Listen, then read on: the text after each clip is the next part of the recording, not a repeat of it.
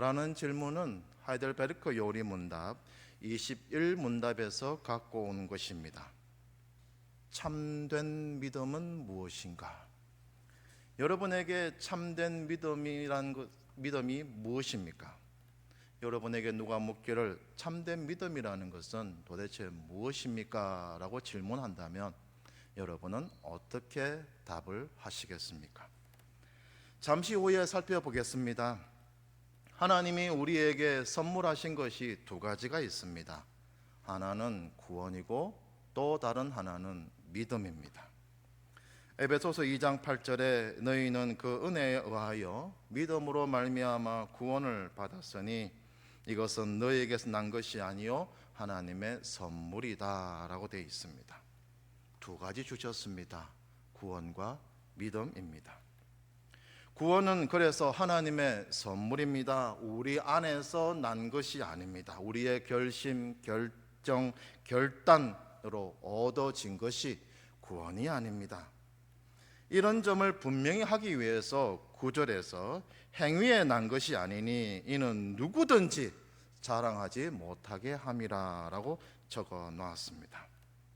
우리 안에서 난 것이 구원도 아니고 믿음도 아닙니다. 그러니 어찌 보면 예수를 믿으면 구원을 받는다라는 가르침은 반은 맞고 반은 틀렸습니다. 믿기만 하면, 그 예수 그리스도를 믿으면 구원을 받을 수 있다라고 오해하기 쉽기 때문입니다. 전하는 사람이 있으면 그래 내가 믿을게, 그러면 구원을 받는다, 그렇게 오해할 수 있습니다. 한때 이런 식의 전도 방식은 CCC가 만든 사영리를 통해서 교회 안에서 한때 유행하기도 했습니다. 이런 복음주의 운동은 메이첸 목사가 결국 지적했듯이 복음주의는 결국 자유주의로 흐를 수밖에 없다라고 결론 지었습니다. 예수를 믿으면 구원을 받는다라는 말보다는 성부의 선택하심의 은혜와 성자의 죽으심과 부활을 성신의 도움으로 내가 예수를 믿을 때 구원을 받는다라고 고백해야 합니다.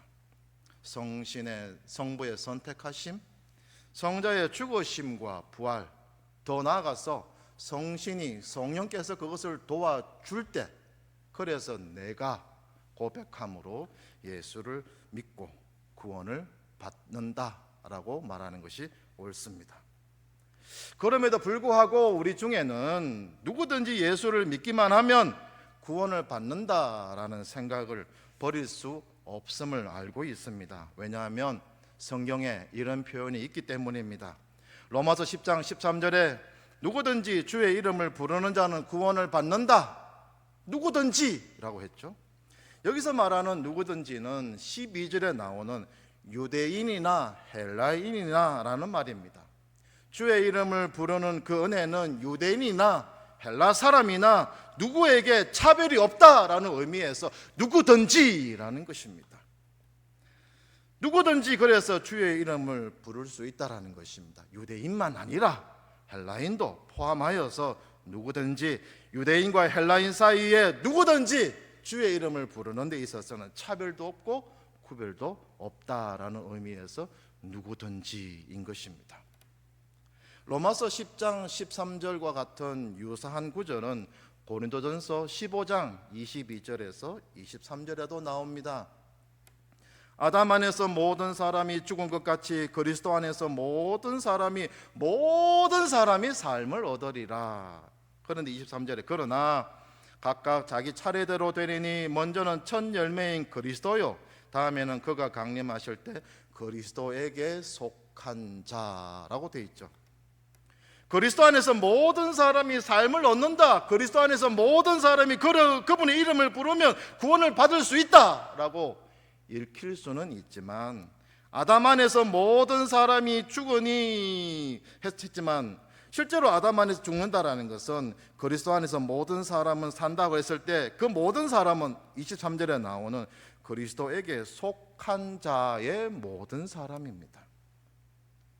그래서 신중하게 읽어서 22절에 있는 그리스도 안에서 모든 사람이 삶은 얻으리라 라고 가르치고 있는 그 다음에 23절에 나오는 그에 속한 자라는 말씀에 주목하여 결국 22절에서 말하는 모든 사람은 세상에 있는 사람 전부를 말하는 것이 아니라 그리스도에게 속한 모든 사람인 것입니다. 그리스도에게 속한 그 모든 사람이 그리스도를 믿을 때 그 사람에게 삶, 영생, 구원을 얻게 된다라는 것입니다. 그 외 또 예수 그리스도의 구원이 모든 사람에게 가능한 것처럼 보이는 유명한 구절이 있죠. 오늘 오전에도 목사님이 읽어주셨던 요한복음 3장 16절입니다. 하나님이 세상을 이처럼 사랑하사 독생자를 주셨으니 이는 그를 믿는 자마다 멸망치 않고 영생을 얻게 하려 하심이라 그랬습니다. 세상을 이처럼 사랑하사 독생자를 주셨으니 이는 그를 믿는 자마다 모든 사람이 믿으면 구원을 받는다, 영생을 얻는다라고 오해하기 쉽습니다. 그래서 이 세상을 모든 사람으로 해석합니다. 모든 사람이 멸망치 않고 영생을 얻게 한다라는 그 목적에서 독생자를 주셨다라고 해석하지만 옳지 않습니다.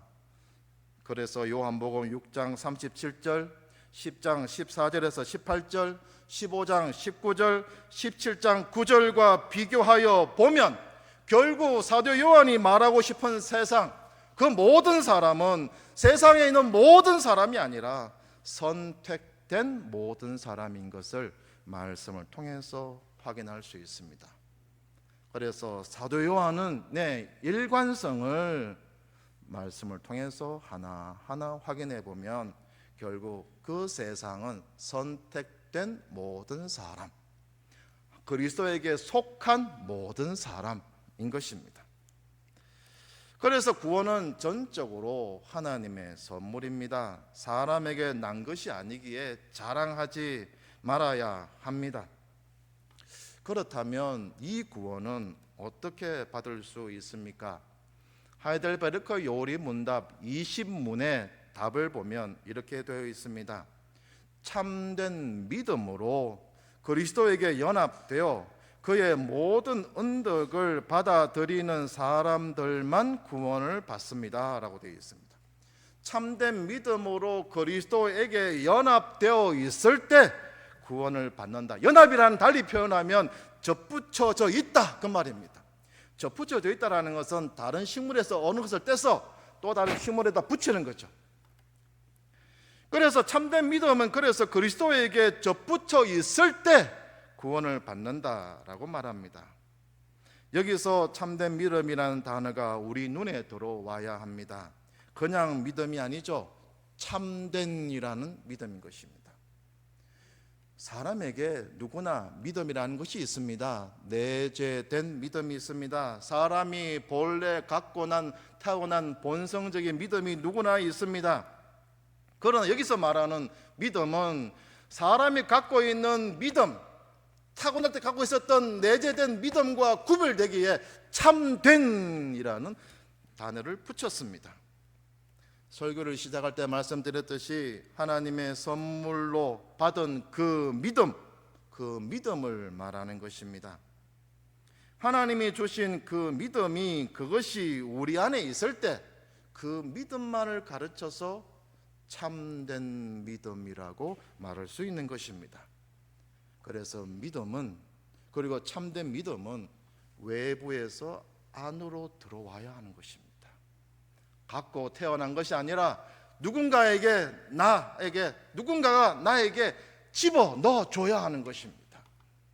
그때 들어와 있는 그 믿음을 참된 믿음, 하나님이 선물로 주신 것, 그것을 내가 갖고 있을 때 이 믿음을 참된 믿음이라고 부를 수 있게 됩니다. 그런 의미에서 첫째, 사람의 종교심에서 나오는 열정과 열심은 믿음이 아닐 수가 있습니다. 열심이 있는 신앙을 믿음으로 오해하지 않도록 조심해야 합니다. 사람은 다 종교심이 있습니다. 그 열정에 따라서 절에 가기도 하고 교회에 올 수도 있다라는 것이죠. 하나님이 주신 참된 믿음 없이 사람이라면 그 종교심과 본성적인 종교심에 따라서, 신앙심에 따라서 충분히 교회에 나와서 신앙생활 할 수가 있습니다. 종교심에서 난 열정과 열심은 그래서 참된 믿음이 아닐 수가 있습니다. 둘째, 신비한 능력 행함을 믿음의 능력으로 오해하지 말아야 됩니다. 우리는 그런 소문을 들을 때가 많죠. 누구는 어떤 능력, 누구는 어떤 능력. 그래서 우리 주변에 간간히 능력을 행하는 사람에 관한 소문을 들을 수 있습니다. 그것을 믿음 혹은 믿음의 능력으로 오해하지 말아야 합니다. 마태복음 7장 22절 23절에 그날에 많은 사람이 나더러 이르되 주여 주여 우리가 주의 이름으로 선지자 노릇하고 주의 이름으로 귀신을 쫓아내며 주의 이름으로 많은 권능을 행하지 아니하였나이까 하니 그때 내가 그들에게 밝히 말하되 분명히 말하되 내가 너희를 도무지 알지 못하니 불법을 행하는 자라 내게서 떠나가라 그랬습니다. 능력을 행하는 것 자체가 참된 믿음이 아닐 수 있습니다. 셋째, 하나님에 대한 지식과 이해를 참된 믿음으로 오해하지 말아야 합니다. 하나님에 관한 지식, 성경적인 지식, 그 이해가 있다고 해서 그것을 참된 믿음으로 간주하지 말아야 합니다. 왜냐하면 귀신들도 하나님에 대한 지식은 갖고 있기 때문입니다. 야고보서 2장 19절에 내가 하나님은 한 분이신 줄 믿느냐? 잘 하는도다. 귀신들도 믿고 떠든다라고 했습니다. 이런 것은 믿음이 아닙니다. 그 성경이 말하는 참된 믿음이 아닙니다. 참된 믿음은 사람이 결정하고 사람 안에서 나오고 사람의 이해심과 사람의 생각과 사람의 결단에서 나오는 그 어떤 각오가 아닙니다. 그래서 참된 믿음은 성경에서 하나님이 주신 선물이다 이렇게 말합니다. 철저하게 주어진 것이어야 합니다. 밖에서 안으로 들어온 것이어야 합니다. 내 안에 침입해 들어온 것이어야 합니다. 나는 받고 싶지 않았지만 하나님이 불가항력적으로 허락하시는, 그래서 내 안에 들어온 바로 선물이어야 합니다. 도로토 신조 첫째 교리 제6조를 읽어드립니다. 참된 믿음에 대한 매우 적절한 고백입니다. 하나님께서는 시간 안에서 어떤 사람에게는 믿음의 선물을 주시고 어떤 사람에게는 주시지 않는데 그러한 일을 그분의 영원한 작정에서 나온 것입니다. 왜냐하면 하나님께서는 영원부터 자기의 일을 아시고 모든 일을 그의 뜻의 결정대로 일하시기 때문입니다. 이 작정에 따라서 하나님께서는 택하신 사람들의 마음을 은혜로 부드럽게 하시고 그들의 마음이 아무리 강팍하여도 부드럽게 하셔서 그들로 믿음에 이르게 하십니다. 우리의 마음이 얼마나 강팍합니까? 우리의 죄된 것의 실체는 하나님의 그 은혜를 철저하게 거부하는 것, 그것이 우리의 죄인됨입니다. 그런데 하나님께서는 그것을 부드럽게, 은혜로 부드럽게 하심으로 믿음의 선물을 소유할 수 있도록 우리에게 능력을 베푸십니다. 그분이 내 안에 들어오신 것입니다. 사람이 자발적으로 하나님께 들어가서 그것을 쟁취한 것이 아닙니다. 소유한 것이 아니라 나는 그런 것을 받고 싶지 않았지만 들어오셔서 나에게 선물로 주신 것이 참된 믿음인 것입니다. 시간 안에 어떤 사람에게 선물로 주신 것입니다.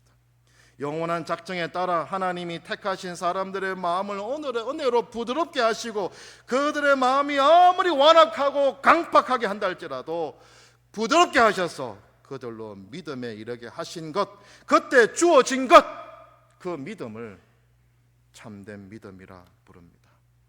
그래서 이 믿음은 전적으로 하나님의 열심입니다. 하나님의 결정입니다. 하나님의 능력입니다. 하나님의 주심에 대한 의지입니다. 그럼 내가 하나님의 선물로 받은 참된 믿음, 내 영혼 깊은 곳에 은혜로 들어와 있는 이 참된 믿음이 무엇인가 확인해 보겠습니다. 하이델베르크 요리문답 21문답에 이렇게 말합니다. 참된 믿음이란 무엇인가? 참된 믿음은 하나님께서 그의 말씀에서 우리에게 계시한 모든 것이 진리라고 여기는 확실한 지식이며, 동시에 성령께서 복음으로서 내 마음속에 일으키신 굳은 신뢰입니다.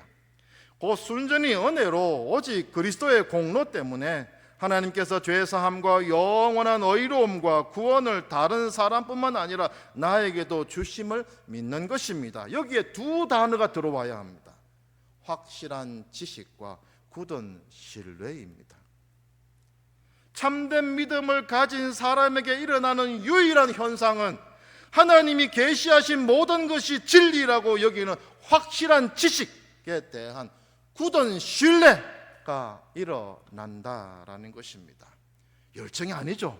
사람의 종교심이 아닙니다. 사람의 열심이 아닙니다. 사람의 이해가 아닙니다. 사람의 결단이 아닙니다. 사람이 힘들고 괴로울 때마다 신이, 하나님이 있어서 살려준다면 내가 그 하나님을 믿겠다라는 종교심에서 나온 것이 아닙니다. 참된 믿음은 그래서 확실한 지식으로 굳어진 신뢰가 내 안에 있는 것입니다. 하나님을 아는 것에서부터 나오는 신뢰인 것이죠. 그래서 참된 믿음을 부여받은 자, 모든 자는 하나님을 알게 됩니다. 그리고 그분을 전적으로 신뢰하게 됩니다. 내 기도에 전혀 응답하지 않고 내 모든 소원에 하나님이 전혀 돌아보지 않는다 할지라도 그분에 대한 전적인 말씀에 대한 신뢰, 그것이 여러분에게 참된 믿음이 있음에 대한 증거입니다. 우리가 읽은 말씀의 표현대로 참 하나님과 그의 보내신 자 예수 그리스도를 아는 것이 영생입니다. 그러니 참된 믿음은 하나님의 지식 보따리입니다. 진리 보따리입니다. 확실한 지식을 담고 있는 보따리입니다. 그 보따리를 하나하나 열고 확인할 때마다 그 안에서 하나님이 모든 말씀으로 말씀하신 확실한 지식이 담겨져 있습니다. 그런데 그것에 대한 굳은 분명한 신뢰가 생깁니다. 그러니 이 모든 신뢰는 확실한 지식으로 나오고 그 확실한 지식이 우리에게 굳은 신뢰를 줍니다. 그러니 그리스도인의 진리에 대한 확신은 말씀 안에서 나옵니다. 무조건 말씀 안에서 나옵니다. 경험도 아니고 체험도 아니고 간증도 아닙니다. 경험 있죠. 간증할 거 많습니다. 그런 것이 많은 사람이 있습니다. 그러나 그것이 그 사람에게 약점이 될 수가 있습니다. 그거밖에 없거든요. 내 안에 그런 능력과 그런 경험이 있을 때 이것밖에 자랑할 것이 없습니다. 경험이 자기에게 확신을 줍니다. 하나님께서 도우시고 살리신 것에 대한 분명한 경험이 있어서 믿음에 도움이 되는 건 사실입니다. 그러나 어디에도 확실한 경험이, 확실한 확신이 경험에서 나온다고 말하지 않습니다. 하나님이 우리에게 주신 확실한 지식에서 나옵니다. 그런 말씀에 대한 확실한 지식과 진리에 대한 굳은 신뢰가 우리 안에 없다면 그 사람은 망합니다. 호세아 4장 6절에 내 백성이 지식이 없었으므로 망하는도다. 내가 지식을 버렸으니 나도 너를 버려 내 제사장이 되지 못하게 할 것이요 내가 내 하나님의 율법을 잊었으니 나도 내 자녀들을 잊어버리리라 그랬습니다. 백성이 왜 망합니까? 지식이 없어서 망합니다. 지식이 없는 백성은 망합니다. 하나님에 대한 확실한 지식에 대한 내용을 담고 있지 않으면 그 사람은 망합니다. 예배는 볼 것도 없습니다. 기도는 중언부언할 것입니다. 외식할 것입니다. 그 사람의 삶의 능력이라는 것은 없을 것입니다. 참고 참음이 없을 것입니다. 한 사람에 대한 용서는 절대로 일어나지 않을 것입니다. 그래서 지식이 없으면 그 사람의 삶도 능력이 없을 것입니다. 그 사람의 그리스도인다운 삶은 전혀 일어나지 않을 것입니다. 형식적으로 하나님의 사람다운 것만 남아 있을 것입니다. 껍데기만 저 같은 목사일 것입니다. 그래서 내 백성에 대한 하나님 백성으로서 하나님에 대한 지식에 확실한 신뢰가 없다면 그 사람은 망합니다. 그래서 여러분은 돌이키고 돌이켜야 합니다. 말씀으로 돌이키고 진리의 보따리를 계속 열어야 합니다. 그래서 그것을 수고하지 않고 계속 수고로이 계속 열어야 됩니다. 중단 없이 지속적으로 계속 열어야 됩니다. 그 안에서 굳은 신뢰를 가져야 합니다. 마지막으로 하나만 확인하고 마치겠습니다. 확인했듯이 참된 믿음은 하나님께서 그의 말씀으로 우리에게 계시하신 모든 것이 진리라고 여기는 확실한 지식이며 동시에 성령께서 복음으로서 내 마음속에 일으키신 굳은 신뢰라고 말했습니다. 그래서 하나님의 선물로 주어진 참된 믿음이 내 안에 있습니다. 그렇다면 이제 그 참된 믿음을 내가 보니까 하나님이 주신 것이 있어서 말씀에 대한 굳은 신뢰가 있습니다. 그 참된 믿음이 있을 때 우리는 어떻게 하면 이 믿음을 키울 수 있습니까? 믿음은 성장이 경험이거든요. 성장해야 그 믿음은 확실한 경험으로 다가옵니다. 열심히 말씀을 보고 열심히 기도하면 나의 노력에 따라서 성장할 수 있습니까? 내가 열심히 말씀을 읽고 책을 읽고 공부하고 기도하면 저절로 나의 노력에 따라서 자랍니까? 믿음의 조상이라고 불리는 아브라함을 통해서 간단하게 확인해 보겠습니다. 하나님은 오늘날 아브라함에게 떠날 것을 명령하십니다. 사도행전 7장 2절 3절에 스데반에 이르되 여러분 부형들이여 들어서서 우리 조상 아브라함이 하란에 있기 전에 메소포다비아에 있을 때 영광의 하나님이 그에게 보여 이르시되 내 고향과 친척을 떠나 내가 내게 보일 땅으로 가라 그랬습니다. 하나님이 오늘날 명령하십니다. 그래서 고향과 친척을 떠나 내가 내게 보일 땅으로 가라, 약속할 땅으로 가라 하는 것이죠. 명령을 받은 것은 아브라함이지만 진짜 고향을 떠나 가족을 이끌고 나온 사람은 아브라함의 아비 데라였습니다. 창세기 11장 31절에 보면 데라가 그 아들 아브라함과 하란의 아들인 그의 손자 롯과 그의 며느리 아브라함의 아내 사레를 데리고 갈대아인의 우를 떠나 가나안 땅으로 가고자 하더니 하란에 이르러 거기 거류하였더라. 끌고 나온 사람은 데라였습니다. 떠날 명령은 아브라함이 받았지만 가족을 데리고 나온 사람은 데라였습니다. 그리고 그들은 하란에 머뭅니다. 그런데 좀처럼 떠나지 않습니다. 하나님이 주시고자 했다는 땅으로 가야 되는데 하란에 머물러 있습니다. 그때 하나님은 창세기 12장 1절에 다시 말씀합니다. 여호와께서 아브라함에게 이르시되 너는 너의 고향 친척과 아버지의 집을 떠나 내가 내게 보일 줄 땅으로 가라 그랬습니다. 하란에 머물고 있을 때 하나님은 한 번 더 말씀하십니다.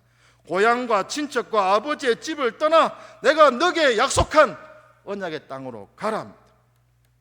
하란을 떠났습니다. 그래서 아브라함의 가족은 가나안 땅으로 들어왔습니다. 그래서 들어왔지만 곧장 애굽 땅으로 내려갑니다. 들어와 보니 살만한 곳이 못 되거든요. 또한 기근이 생겼습니다.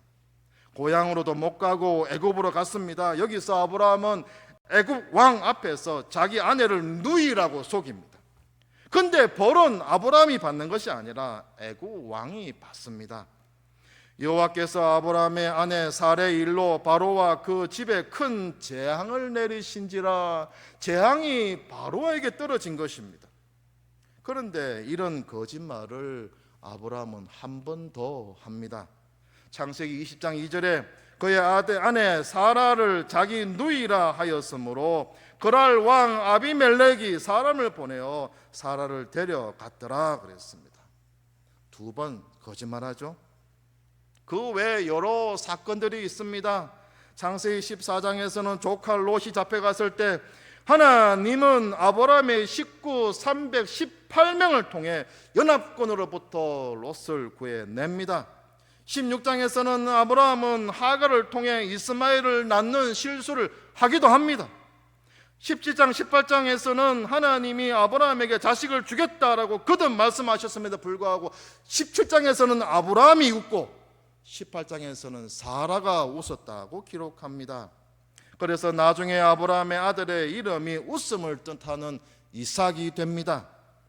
언약 후 25년이 지나서 드디어 약속을 주십니다. 아들을 주셨죠. 근데 그 아들을 하나님은 바치라고 합니다. 칼을 들어서 아브라함이 자기 아들을 죽이려고 할 때 하나님은 아브라함아, 아브라함아 부르십니다. 그리고 멈추십니다. 창세기 22장 16절에 18절에 가라사대 여호와께서 이러시기를 내가 나를 가리켜 맹세하노니 너가 이같이 행하여 내 아들 내 독자 아끼지 아니하였은즉 내가 내게 큰 복을 주고 내 씨로 크게 성하여 하늘의 별과 같고 바다의 가의 모래와 같게 하리니 내 씨가 그 대문의 대적의 문을 얻으리라. 또 내 씨로 말미암아 천하 만민이 복을 얻으리니 이는 내가 나의 말을 준행하였음이라 하셨다 하니라 그랬습니다. 아브라함의 긴 인생을 보십시오. 그리고 하나님의 믿음을 경험한 아브라함의 긴 인생을 보시면 결국 믿음을 이끈 사람은 누구입니까? 아브라함이 이끌었습니까? 하나님이 이끌었습니까? 아브라함이 스스로 자신에게 주어진 믿음을 성장시켰습니까? 아니면 하나님의 열심과 하나님의 도우심과 하나님의 능력 가운데 아브라함이 하나님 대심으로 자신의 믿음이 성장되었습니까? 이처럼 참된 믿음이라는 것이 주는 참된 유익은 확실한 지식이 주는 굳은 신뢰가 내 안에 있을 때 하나님은 그 지식과 진리를 통하여 하나님은 우리의 믿음이 성장되도록 우리에게 그 모든 책임을 맡기지 아니하시고 하나님이 진리와 말씀 안에서 자신이 행하십니다. 그래서 우리의 믿음이 작은 것에서 큰 것으로 성장할 수 있도록 도우십니다. 그래서 하이델베르크 요리문답 21문답에 동시에 성령께서 복음으로써 내 마음속에 일으키신 굳은 신뢰라고 그랬습니다. 누가 일으킨다고요? 성신께서 일으킵니다. 만약에 사람의 노력과 사람의 공부와 사람의 노력으로 믿음이 성장한다면 아마 제가 여러분보다 낫겠죠? 신학도 했고요, 공부도 했고요, 책도 읽었고. 성경은 그렇게 말하지 않습니다. 성신께서 복음으로써 내 마음속에 일으킨 굳은 신뢰입니다. 신뢰의 성장과 믿음의 성장, 하나님 되심에 대한 분명한 믿음에 대한 성장은 성신께서 일으켜 주십니다. 하나님이 주신 참된 믿음이 여러분에게 있습니까? 하나님이 그 믿음을 통해서 우리 안에 여러분 안에 주신 굳은 신뢰가 있을 것입니다. 있습니까? 그런데 하나님은 이것을 포기하지 않을 것입니다. 아브라함을 자신의 인생 전부를 아브라함의 인생 전부를 하나님이 끌고 가신 것처럼 하나님은 여러분의 인생을 끌고 가실 것입니다. 그리고 하나님을 만나게 하실 것입니다. 길을 벗어날 때마다 끌고 올 것입니다. 엉뚱한 짓 할 때마다 데리고 올 것입니다. 그리하여 하나님의 은혜로 성신의 도우심으로 여러분이 원치 않는다 할지라도 여러분의 믿음은 성장될 것입니다. 아브라함이 자기 고향을 떠날 때의 믿음은 제로였습니다. 자기 아들을 바칠 때까지 수십 년이 걸렸습니다. 그 가운데 그 인생 전부를 이끄신 것은 하나님입니다. 자기가 자기 아들을 바쳐서 수 있었던 그것은 하나님이 하신 것입니다. 자기가 한 것이 아닙니다. 그래서 하나님은 그 일을 우리 안에서 지속적으로 행할 것입니다. 그러니 여러분은 이 사실을 받아들임으로 하나님 안에서 그분을 떠나지 말아야 합니다. 믿음의 성장에 있어서 하나님은 이것을 포기하지 않을 것입니다.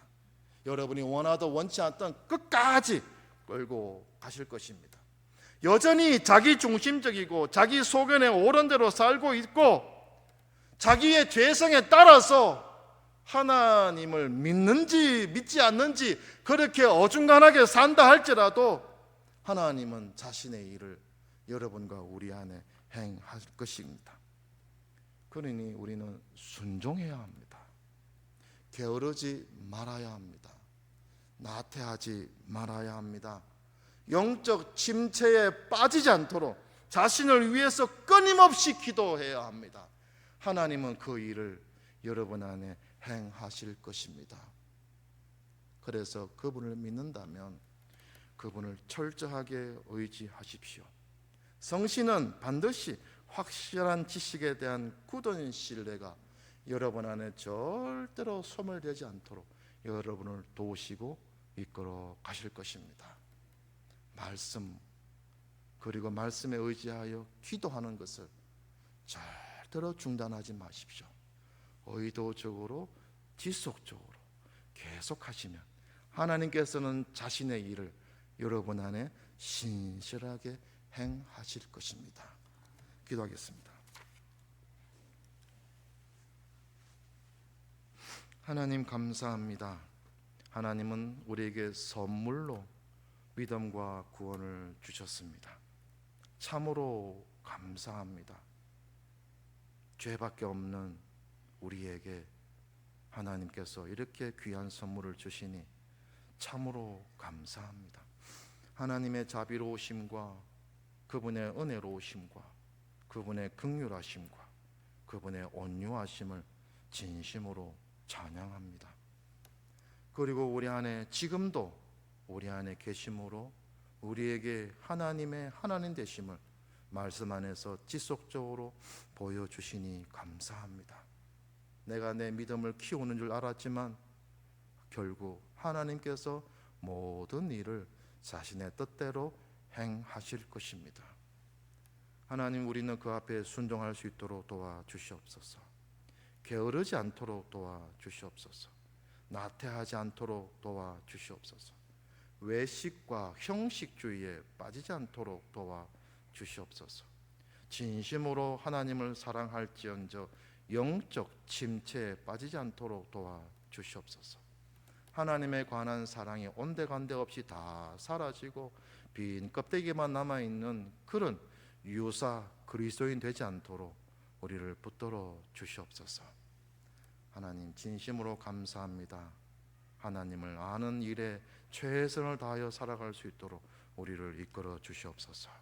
우리 주 예수 그리스도 이름으로 기도드리옵나이다.